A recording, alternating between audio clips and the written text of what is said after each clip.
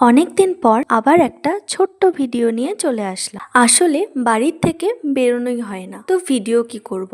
আর regular একই routine দেখতে দেখতে তোমরাও তো বোর হয়ে যাবে।